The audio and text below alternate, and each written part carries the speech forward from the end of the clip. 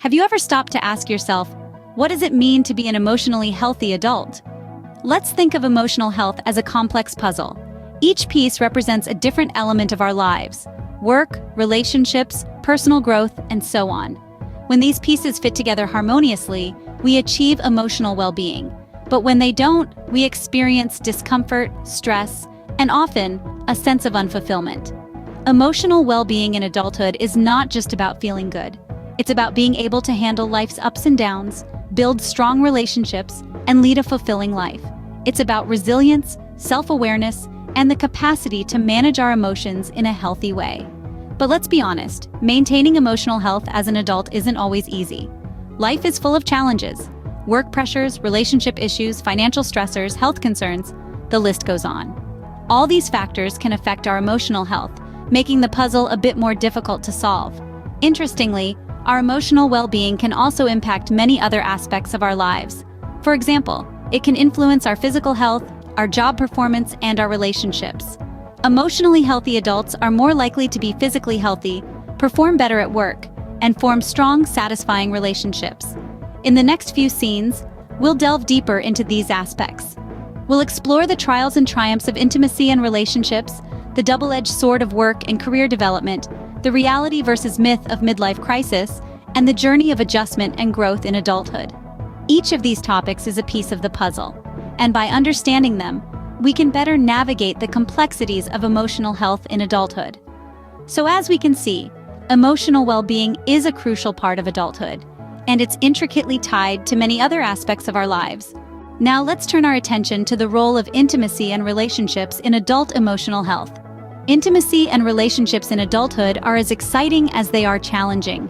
They serve as the backdrop for our personal growth, our joys, and yes, sometimes our heartbreaks. They are the foundations upon which we build our emotional well-being. But why are they so important? Well, the benefits of healthy relationships are numerous. They provide a sense of belonging, comfort, and security.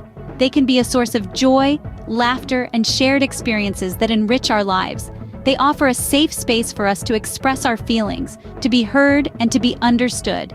In essence, they are the mirrors in which we see, understand, and appreciate ourselves better. Yet maintaining these relationships is not always smooth sailing. It requires effort, sacrifice, and a lot of patience. It requires us to navigate the complexities of human emotions, to resolve conflicts, and to accept and respect our differences. It demands that we be present, be empathetic, and be genuine. And sometimes it requires us to let go, to heal, and to start anew. These challenges, however daunting they may seem, are integral to our emotional growth. They teach us about resilience, about the power of forgiveness, about the beauty of second chances. They remind us of our strength and our capacity for love. They help us appreciate the value of connection and the significance of vulnerability.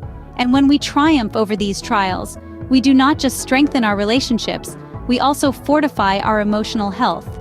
We enhance our self-esteem, our sense of self-worth. We cultivate our emotional intelligence, our empathy, our compassion. We deepen our understanding of ourselves and of others. In conclusion, the trials and triumphs of intimacy and relationships are not just about the people in our lives. They are also about us, about our journey towards emotional well-being, about our pursuit of happiness and fulfillment. Indeed, navigating the world of relationships and intimacy can be a roller coaster ride, but it's a ride that can greatly affect our emotional health. How often do we find ourselves stressed or overwhelmed by our careers? More often than not, right? Work, it's a double-edged sword. On one side, it offers us fulfillment, a sense of purpose, and a means to pursue our passions. But on the flip side, it can be a significant source of stress, anxiety, and even burnout. Our careers are a crucial part of our lives, and they can significantly impact our emotional well-being. We spend a significant portion of our waking hours at work, and it's natural for it to bleed into other areas of our lives. The stress that comes with building a career can be overwhelming. Deadlines, demanding bosses, competitive environments, and the constant pressure to perform can all contribute to a feeling of being on a never-ending treadmill. This can lead to emotional exhaustion, reduced productivity, and health issues. But let's not forget the other side of the coin. Work can also be a source of pride and fulfillment. It's through our careers that we often find a sense of identity and purpose. The satisfaction that comes from achieving goals, Overcoming challenges and making a difference can be immensely rewarding. So how can we manage this double-edged sword? How can we ensure that our careers bring us more joy than stress? Firstly, it's essential to recognize when stress is taking a toll on your emotional well-being. Pay attention to signs of burnout, like feeling constantly drained, disengaged, or resentful towards your work. Secondly, remember the importance of setting boundaries. It's okay to say no, to take breaks, and to prioritize your well-being over your work. Lastly, don't forget to celebrate your achievements, no matter how small. Recognizing your own success can help to counterbalance the stress and challenges that come with career development. Finding a balance is key. It's about understanding that while work is important, it's only one aspect of our lives. We need to ensure that we're not only surviving, but also thriving in our careers. Ultimately, striking a balance in our work life is essential for our overall emotional health. Midlife crisis, a term we've all heard, but how many of us truly understand what it means? It's a phrase that conjures images of sports cars and drastic career changes, but is this a universal experience or a cultural construct? Let's delve a bit deeper. The concept of a midlife crisis emerged in the mid-20th century, coined by psychologist Elliot Jacques. It's often described as a period of emotional turmoil and self-doubt that typically occurs in middle age, where individuals grapple with their mortality, the passage of youth, and their accomplishments or lack thereof. However, the idea of a midlife crisis is not universally accepted. Some experts argue that it's largely a Western concept influenced by societal norms and expectations. In cultures where age is revered and associated with wisdom and respect, the concept of a midlife crisis is virtually non-existent. So, is a midlife crisis a myth? Not exactly. While it may not be a universal or inevitable experience, it does highlight the emotional challenges that can arise in midlife. Changes in physical health, shifts in family dynamics, and career transitions can trigger feelings of anxiety, discontent, and confusion. But here's the key: it's not about the crisis, it's about the transition. Midlife can be a time of reassessment and reflection, an opportunity to reevaluate our life choices and make significant changes if necessary. It's a time when we can ask ourselves, am I living the life I want? Am I fulfilling my potential?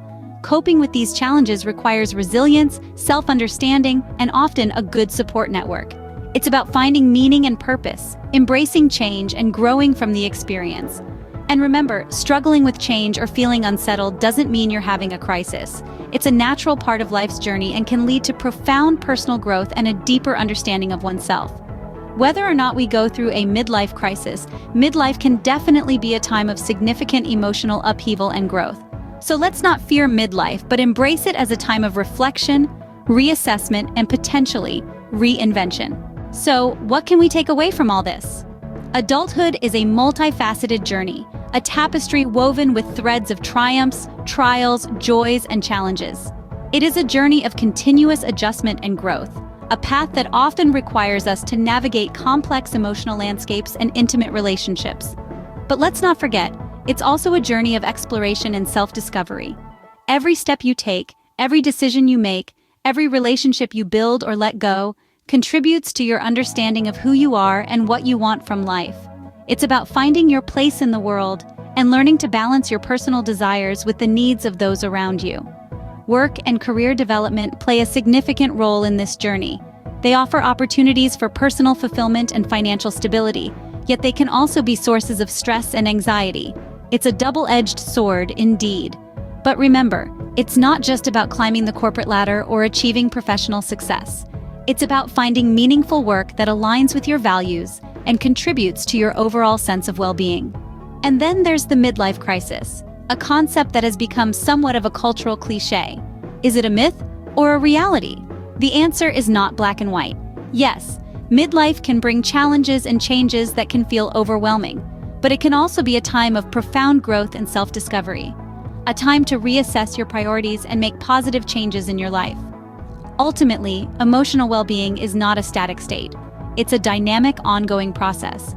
It involves recognizing and managing your emotions, building resilience, maintaining positive relationships, and making choices that enhance your quality of life.